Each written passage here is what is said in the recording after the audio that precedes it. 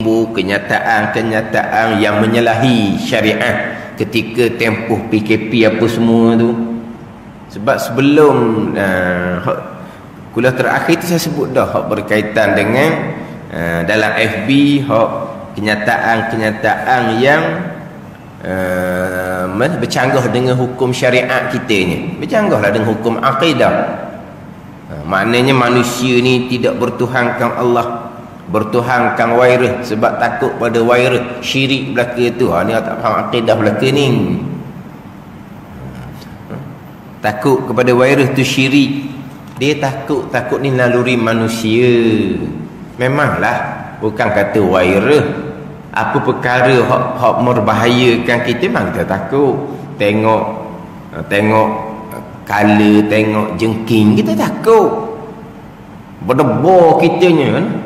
Debur apa? Hak debur sungguh tu. Kenaling kita yang berdebur. Tengok punya kala jengking besar, padahal itu makhluk tidak boleh menyakiti, makhluk tak boleh bimudarat, ke semua tu qada Tuhan. Tapi takut gedak, takut pada siapa tu? Takut pada makhluk. Tu tak syirik tu. Itu naluri manusia, tak ada salah apa pun di situ. Tiba-tiba syirik, tidak bertuhankan Allah kerana takut pada wairah. Kemudian dalam tempoh PKP tu macam-macam lah. Ni cerita ni penceramah agama ni. Kenapa kita sepatutnya bila kena musibah, kita kohoramah mari masjid lah. Kita mari masjid, kita penuhkan masjid, bukan kita tutup masjid. Kalau kita penuhkan masjid, tiba-tiba kena wairah, kita patut alhamdulillah kita kena wairah di masjid, bukan di kelab malang. Kita kena wairah di masjid ni, kita mati syahid. Allah. Ni orang panggil apa? Orang tak ada syariat, ikhtiar usaha duduk di mana. Kalau gitu kau hak Mekah. Patut pakat pergi Mekah pula kena wairah di tanah suci Mekah. Nah, tanah haram Mekah dan Madinah. Tu lagi besar tu. Mati pula di Mekah. Besar tu. Ada pakat pergi. Dah Saudi tidak membenarkan. Sebelum Saudi tidak membenarkan, kerajaan Malaysia terlebih dahulu buat keputusan tidak akan menghantar jemaah haji ke tanah suci Mekah. Betul-betul Saudi belum putusan lagi tu. Patut aturlah. Sebab apa? Tanah suci. Kalau kena wairah, tanah suci. Hak Nabi Ibrahim AS doa tu, Rabbi ja'al hazal balada amina tu kan. Nabi Ibrahim doa supaya Allah Ta'ala jadikan bumi ni bumi yang negeri itu negeri yang aman. Tak kenalah wairah ya, lagi. Dah kena wairah pun tempat mulia kena wairah. Kalau mati syahid gitu. Tak ada hukum syariat panggil gitu. Dia kalau dia panggil apa ni? Dia panggil apa panggil zaman moden panggil. Tertangguhnya haji itu pertama kalilah. Tapi haji ditangguhkan hak tu sudah berlaku berulang-ulang kali. Tapi tahun 1800 dululah. Dia panggil apa ni sekarang? Panggil zaman moden. Hak sekarang 1900 sekarang ni. Ni pertama kali. Dia pernah dah 2-3 tahun pernah haji ditangguhkan. Kerana apa? Kerana wabak penyakit. Dan memang pernah kena wabak penyakit di tanah haram Mekah yang matinya ribu-ribu. Lepas tu ditangguhkan haji beberapa tahun. Itu biasa berlaku lah. Tapi itu ikhtiar usaha. Itu jalan ikhtiar usaha dipanggil. Sebab apa? Sebab wairah ni bahaya. Takut ke? Takutlah. Takut kena kepada diri. Takut kita pula bawa penyakit tu pada keluarga kita. Memang takut. Tapi pegangan kitanya tak duduk kosek lah situnya, tetap dah segala-galanya berlaku adalah qada dan qadar Allah Subhanahu wa ta'ala. Jadi makna masa PKP tu macam-macam. Sekarang ni dia pakai FB kan. FB tu masuk macam-macam. Orang hak tukar cakap tu pula orang-orang yang dikenali jugalah. Tapi hak banyaknya bukan negara kita lah, negara jiran kita lah hak banyaknya.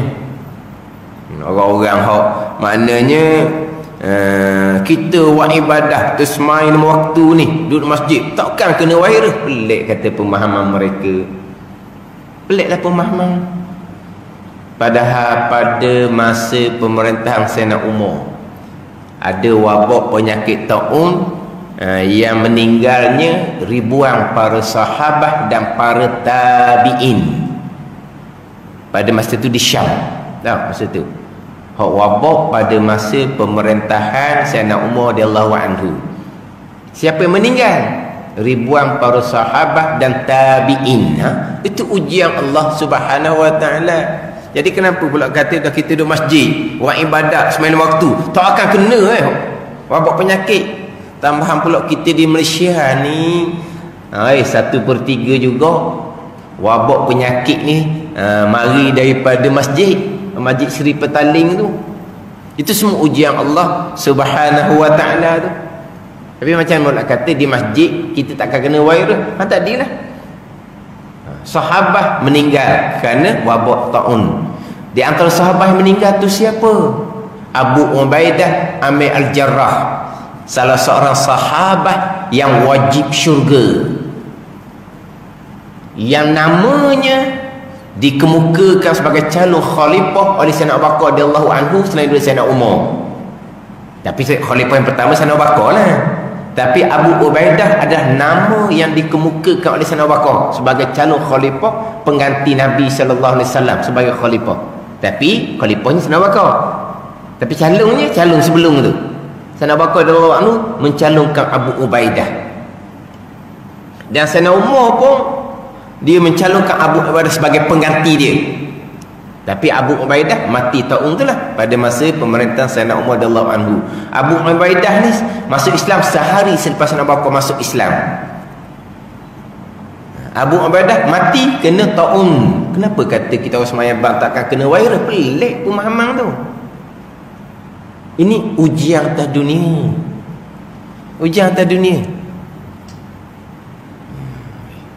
Tapi alhamdulillah lah tempat kita ni bawakan-bawakan yang seumpama ni tidak dapat sambutan. Tapi orang boleh kenal lah cara gitu. Orang ni bawa orang ceramah agama boleh bawa fahaman-fahaman yang salah seumpama tu. Ngaji tauhid ramai, mentauhidkan Allah tak ramai. Sebab takut pada virus. Orang ceramah-ceramah ni cerita-cerita ni bukan cerita cakap kat luar ni, cerita penceramah. Kalau kita tengok dalam itu penceramah, di mana kau tempat ada wabak, di situlah kami akan pergi. La ilaha illallah. Dia tu tempat ada wabak, dia akan pergi di situ. Itu bercanggah dengan hak syariat. Nabi melarang kita memasuki tempat wabak, dan Nabi melarang kita keluar dari tempat wabak. Itu hadis Bukhari tu. Tempat wabak jangan pergi, memudaratkan diri. Kita berada di tempat wabak jangan keluar, kita kemungkinan memudaratkan orang lain. Itu syariat atau Nabi bawa. Kami di mana ke tempat ada wabak, kami akan pergi. Kami tidak takut kepada wabak, wabak takut pada kami. Walah dia tu kan bawa wabaknya. Ini jahilnya agama di kalangan orang yang rupa agama. Ini semua kita boleh ambil sebagai pengajaran. Kita kena ngaji molek, biar faham molek akidahnya macam mana, hukum syariat fiqhnya macam mana. Ni di sini ni pula sabar, redha. Ini hukum syariat batin pula. Hak ni semua asas agama belaka ni. Hak fardu ain kita, Islam, iman, ihsan, tauhid, fiqh, tasawuf belaka ni. Ini asas. Hak asas ni hak saya sebut tadi tu, cuba untuk sampai kepada keluarga. Tu satu jalan yang